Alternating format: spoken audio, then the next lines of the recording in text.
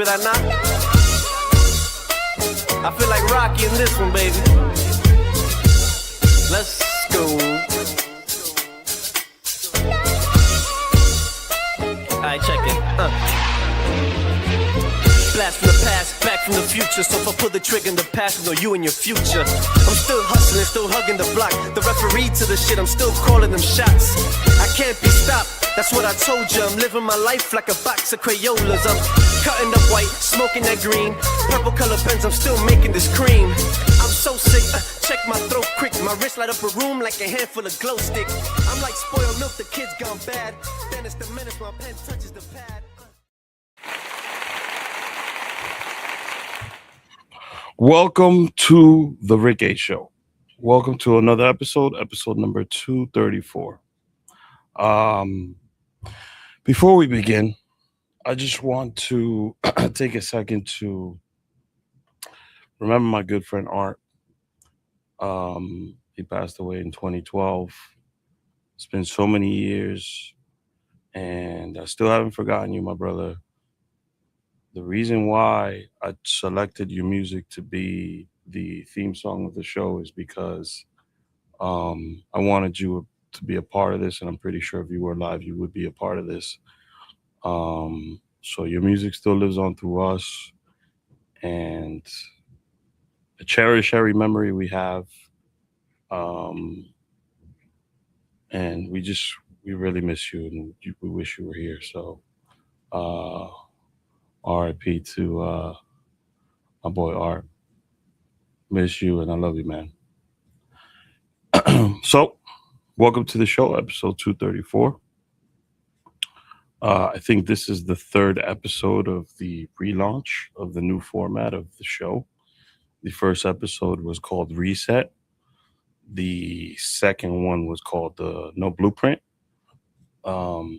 Reset was about the explanation of what the pod was going to be moving forward, what to expect when you tune in, what to expect to listen to, and sort of like the history of the show and how we got to where we are right now. Basically, the many different changes, many different co-hosts. I changed the theme of this show a couple times. And if you're someone who's been with us since day one, thank you. I appreciate the love and the support. You would understand what I'm talking about. If you're someone that's listening for the first time, welcome. This version of the show is going to be a lot more personal. Obviously the show is called The Rick A. Show. It's about me. I will have guests on the pod, and I think in a week or so, we'll have our first guest on the show.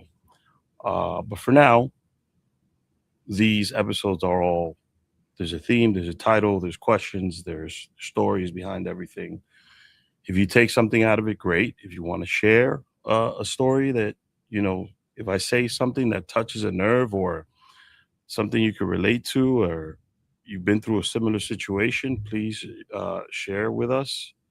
You can share by either joining on the live or sending me an email. I'm going to put up the email on the screen shortly. It's the RICK, Rick H, the letter H by itself, show at gmail.com. So you can share with us stories. You can give us advice, critiques, everything, engage with the show. So tonight's episode is a little different. I'm live on Instagram.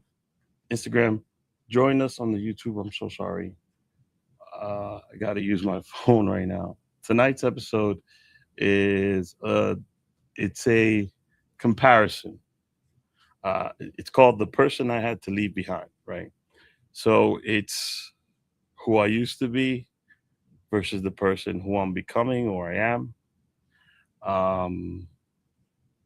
And I thought it would be like a great look into that.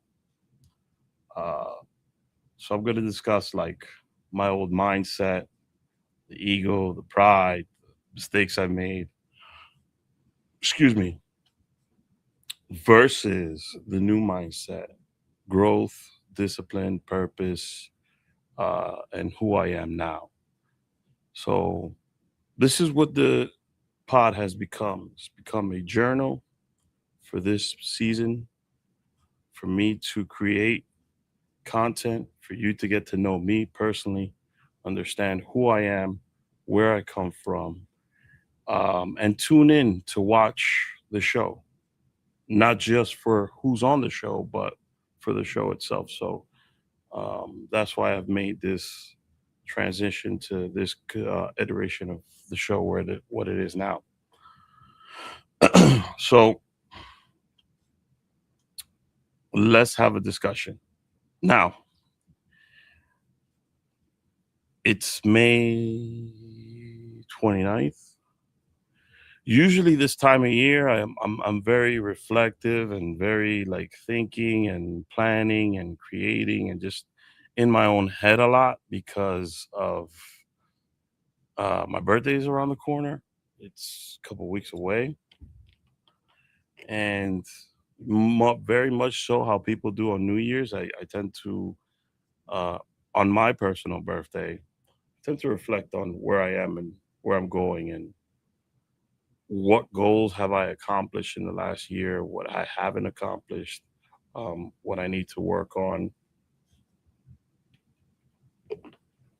where I am in life. Excuse me. Um,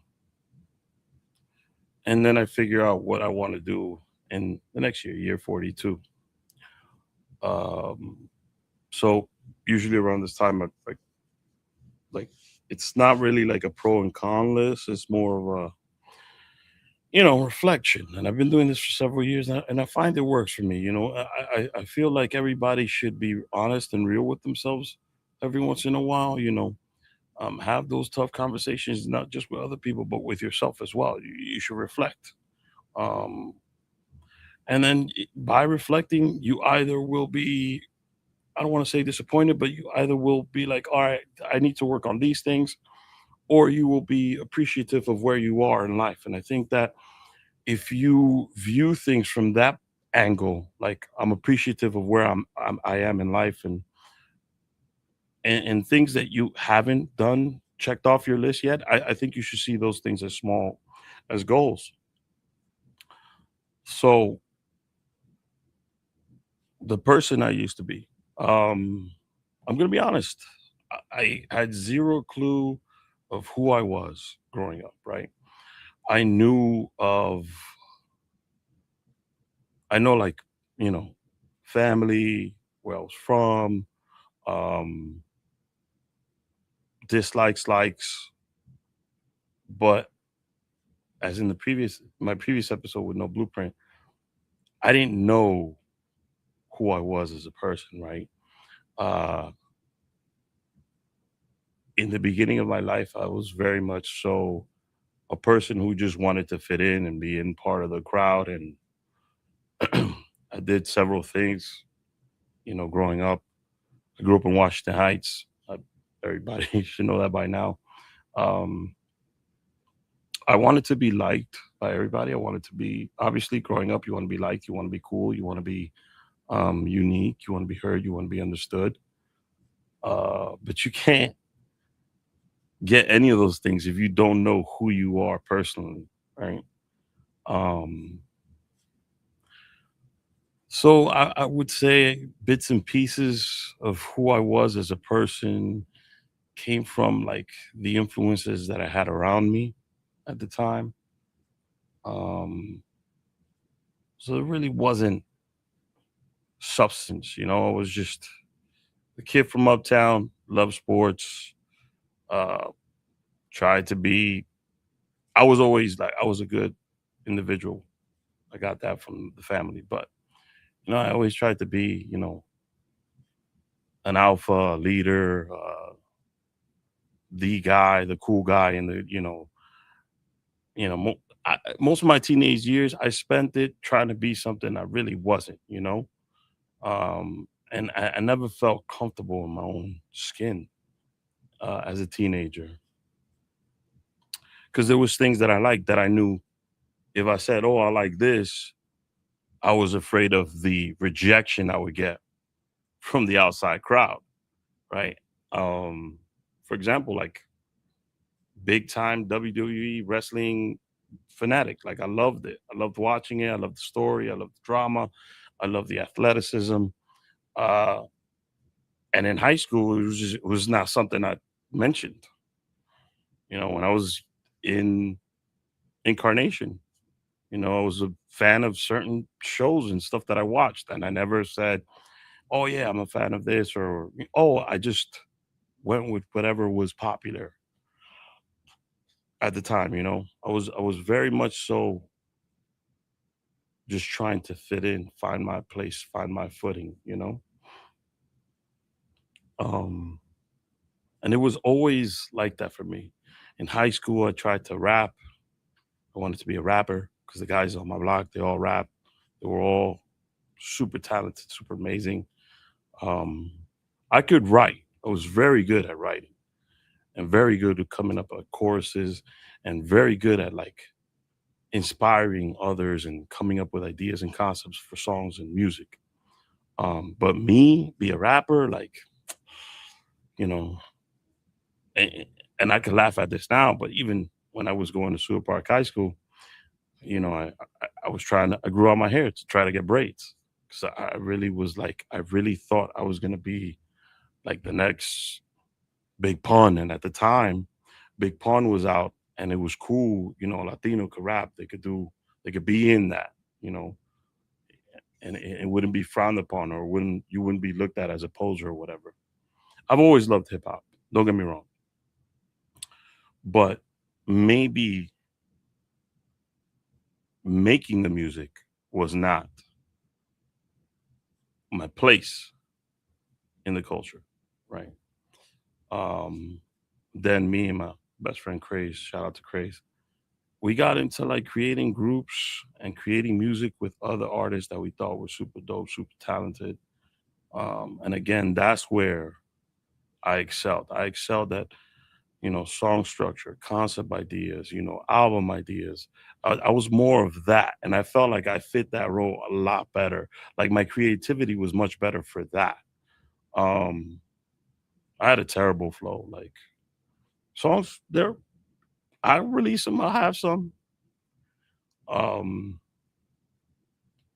I also was not good growing up listening to advice from others, right? One of my passions besides music was basketball. A lot of the guys on the block thought I had some skill set, some talent.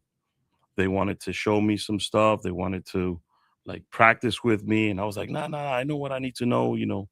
I know what I need to do. That was the ego. Like I don't need nobody to show me. I could do this all on my own. My mom told me a couple times like, hey, you know, they're trying to like show you and expand and help you grow. And I was like, yeah, but I could do that on my own. And I did. I used to go to a lot of blacktops. I used to play a lot of basketball. I went to different neighborhoods, different areas in Washington Heights, and I absorbed as much as I want, but not someone show me by me watching others and playing against other players. So the ego, not being comfortable in my own skin, wanting to fit in, um,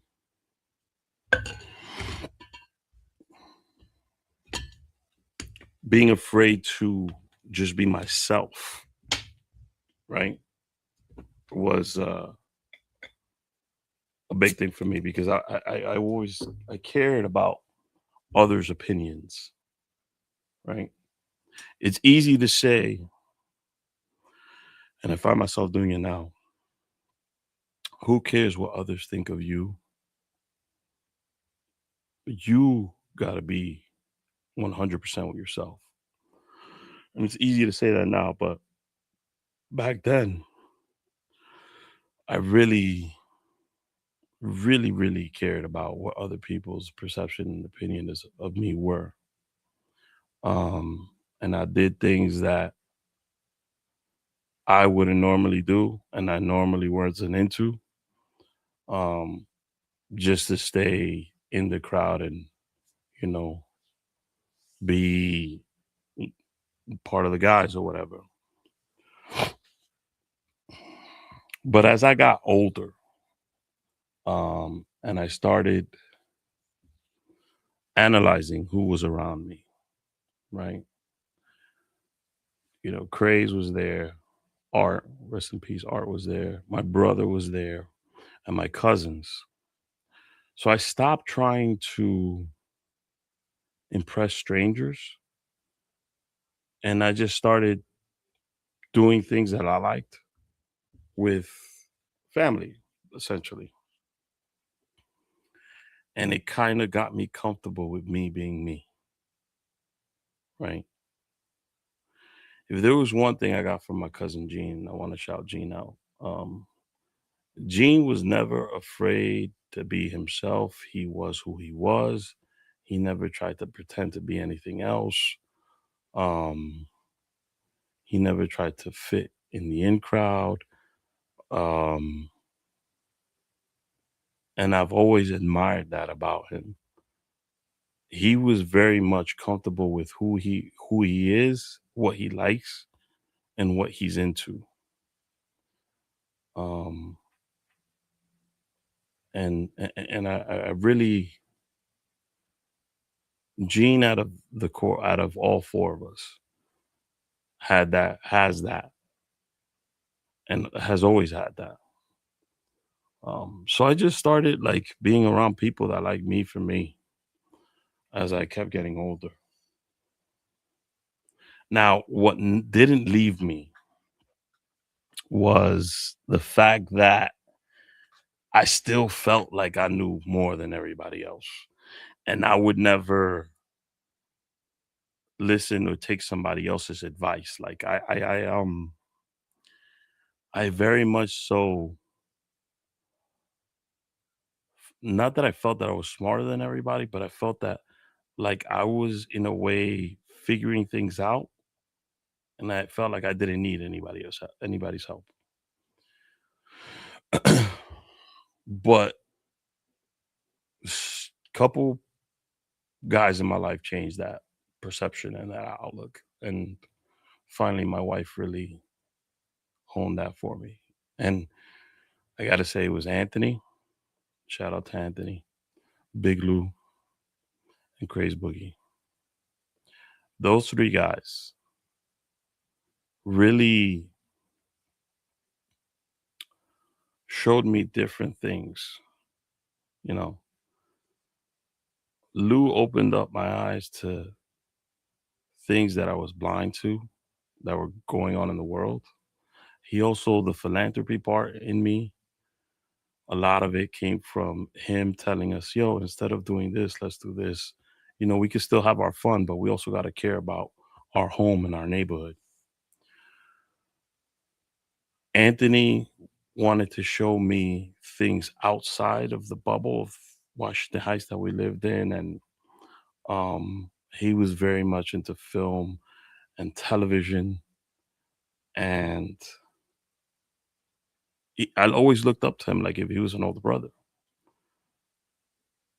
And then Craze is always the one that was never afraid to call me on my bullshit, and my brother too, Benny. So those three guys were very instrumental in,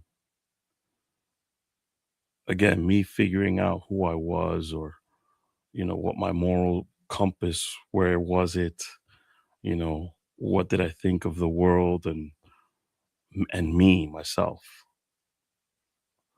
Um, but again, there was still an ego.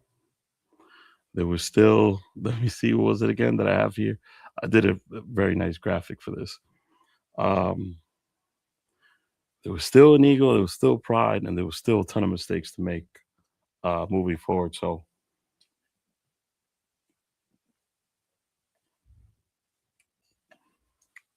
you can't help anybody that's not willing to help themselves. And if you are blocking off advice and are, I basically was getting in the way of myself. Um, I didn't know where I wanted to go or what I wanted to do with my life for most of my teenage years. I had a bunch of oddball jobs. I worked in McDonald's. I worked in Costco. I worked in what else? I went down to Florida. I worked in Checkers for a while. Excuse me. Um, I worked in clothing stores, in law firms. Um, I worked for a huge law firm on 45th and Madison. I worked for a huge clothing store on 45th and 5th.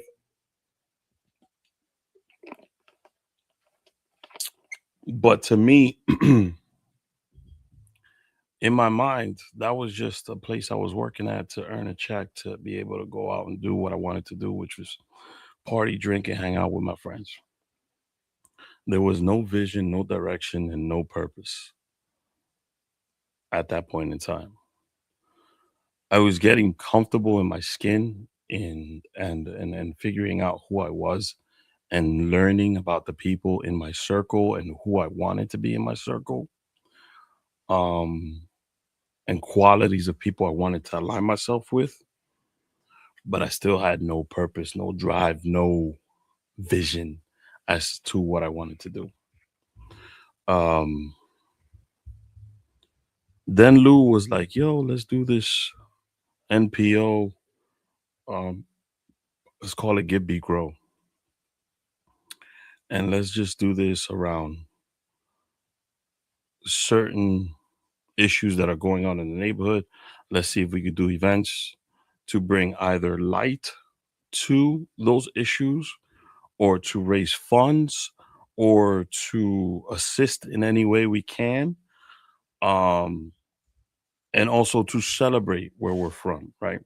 So we did several different events. I mean, this was great. It was a great learning experience for me.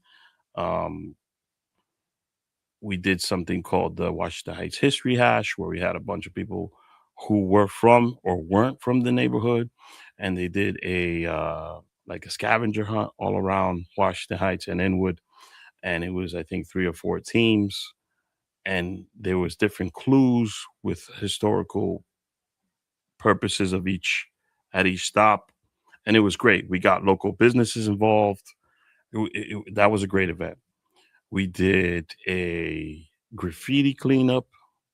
We did a hunger run, a midnight hunger run. Um, what else? We cleaned up Morris Jumel Mansion. Man, we did a fundraiser uh, when Obama was elected president.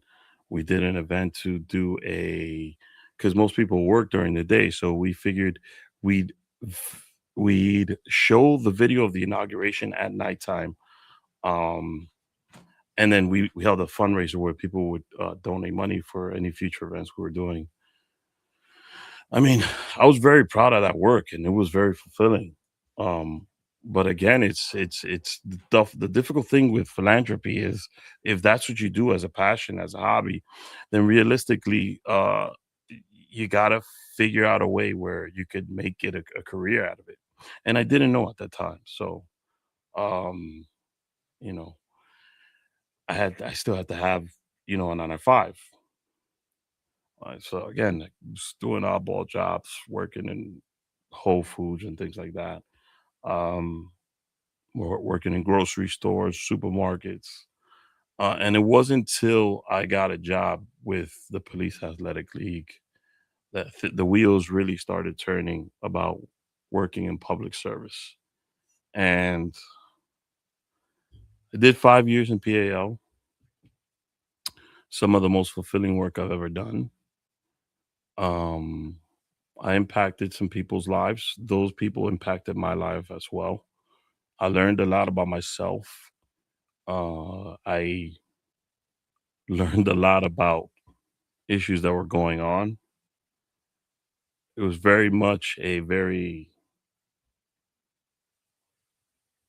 was one of those experiences where I was growing as a person and as an individual.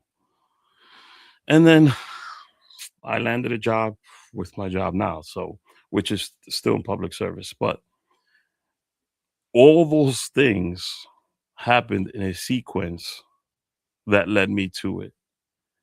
And eventually, slowly,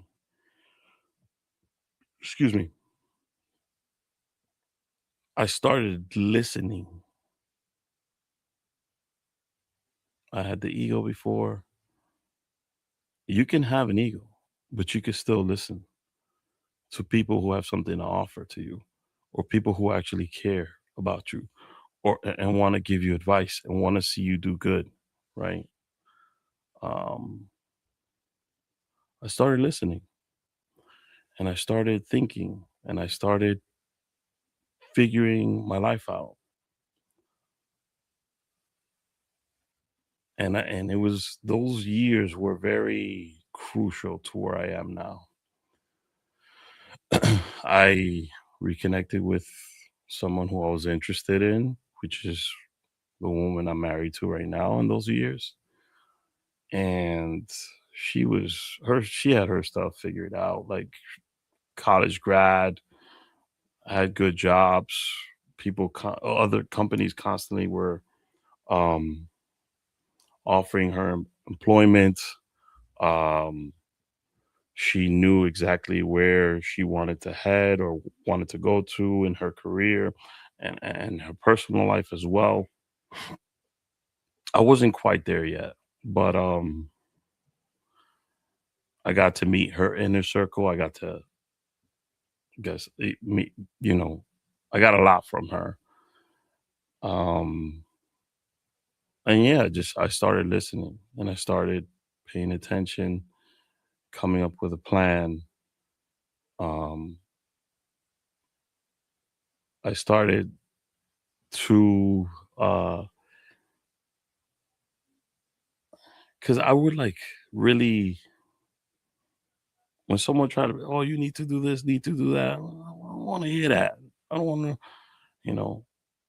But the way, like the circle I had around me, plus my wife at the time, and my family was more. Their approach was different, right? This wasn't no longer a young man. This was someone in their mid 20s, still trying to get their footing correct. And the approach was different. So I started to listen, and then I started to ask myself those questions like, where do I want to be? Where do I want my life to go? Like, what do I want for myself? What would make me happy? Because I wasn't happy all those years. I couldn't be myself. I didn't know what I was doing with myself. I was just following a crowd, trying to be someone I wasn't. Um, then I was working at this job where I was completely, completely, utterly miserable. And it hit me like, yo, I'm really, really unhappy with where I am in life. Unhappy with my entire fucking situation. And it was like an epiphany or a moment where everything hit me with a ton of bricks, right? And it coincided with my friend passing away. Like, why am I wasting my life? I could be doing so much more. Not only that, but I need to be fulfilled and happy for me.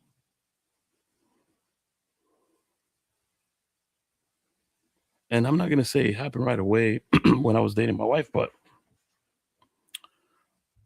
I got the job that I'm currently in right now. I met some more intelligent people that just amazing that I've worked with for now 13, 14 years. I listen to them as well. Um, the job that I'm in, I love and I'm passionate about. I get something out of it every day and I enjoy the people I work with. And then in my personal life,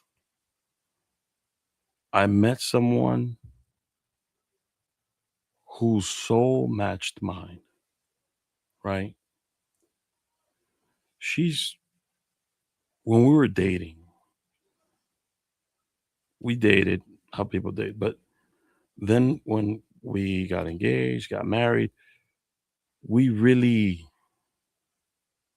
just enjoyed being with each other. We had, although we have similar likes and things, and we, for example, like we both love movies, but I like comedy movies. She likes horror movies. Um, but we really enjoyed being with each other, and we really matched each other's energies. And I don't know what she gets from being with me, um, but I know what I get from being with her, right? And I've appreciated every single moment, right? When I started to listen to my circle and I realized I was unhappy, guess what happened? The ego went away and I started to search for purpose. And I found purpose. And once I found my purpose, I worked hard at it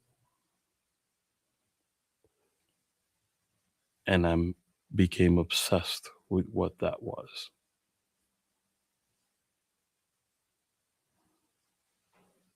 So that's the transformation I've been on all these years. And yesterday I opened the fortune cookie and it said, you gotta fall, find joy in the road. Let me read it to you exactly because I thought it was. I was like, man, this thing is on the money, on the money as to how I'm feeling right now. Um, and I've always felt this way. I'm gonna find it right now, and I'm probably gonna repost it because it was pretty good. Again, this was a, a fortune cookie that I opened up yesterday. Remember to find joy in the journey, not just the destination. And that's a fantastic thing to take in, right? The journey is what makes you appreciate the destination. You know, the struggle, the pain, the what you've been through makes you appreciate the destination. Um, and if you're miserable during the journey, then that means you're gonna be miserable during the destination. But it's currently where I'm at. I enjoy the journey. I started podcasting in 2018 after also, you know, I found my job. I found something that I also like to do as a passion, as a hobby on the side, which is this, and I've been doing it ever since. I haven't done it half-ass. I've been consistent. I've been focused. I've worked hard. Um, I've I've I've had these visions of this and how to expand podcasting and what I wanted to learn, and I've done that. I've created a network. I've I've joined a network. I've created a network. I've ran advertisement. I've made money off of it. I've produced shows. I've written shows. Um, and at the end of the day, everything I've done, I've loved every single piece of it. And this is where I am now. Like I've kind of learned what this space was for those first. Where are we? 8, 9 years into this, and now I feel like you're probably gonna get the best content from me because I know exactly what I want to do, how I want to get it done, and the purpose behind everything. So this is where we are with this show, the Reggae Show. So that's who I was and the person I had to leave behind, and this is who I am today. Currently, uh, pretty good at the job that I do professionally. I think I'm a pretty good dad. I think I'm a pretty good husband. And I think I'm a pretty good podcaster. So that's where I am today, and that's who you see in front of you. Do I have goals? Yes, I have some big effing goals coming up in the next couple of years. And I think I'm gonna do what I've always done. I'm gonna attack them. I'm gonna become obsessed with them. And I'm gonna try to cross those all off my list. So again, find joy in the journey, not just the destination.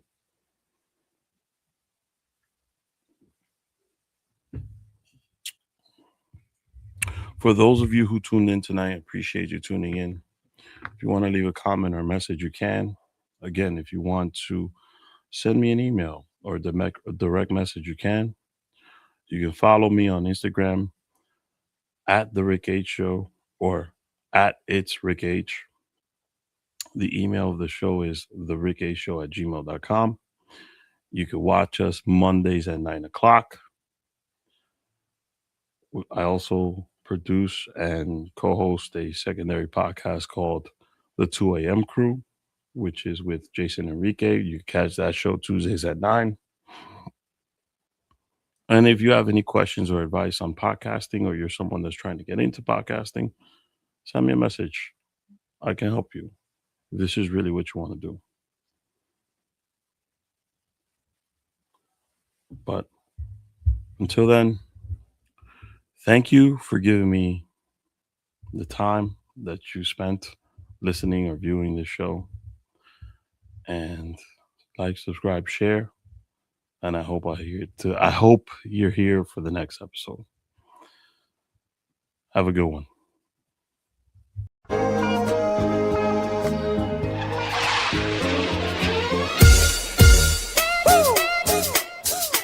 You feel that knock? I feel like Rocky in this one, baby. Let's go. Alright, check it. Blast from the past, back from the future. So if I pull the trigger in the past, I know you and your future. I'm still hustling, still hugging the block. The referee to the shit, I'm still calling them shots. I can't be stopped. That's what I told you. I'm living my life like a box of Crayolas. I'm cutting up white, smoking that green. Purple color pens, I'm still making this cream. I'm so sick, check my throat quick. My wrist light up a room like a handful of glow sticks. I'm like spoiled milk, the kid's gone bad. Then it's the minute my pen touches the pad.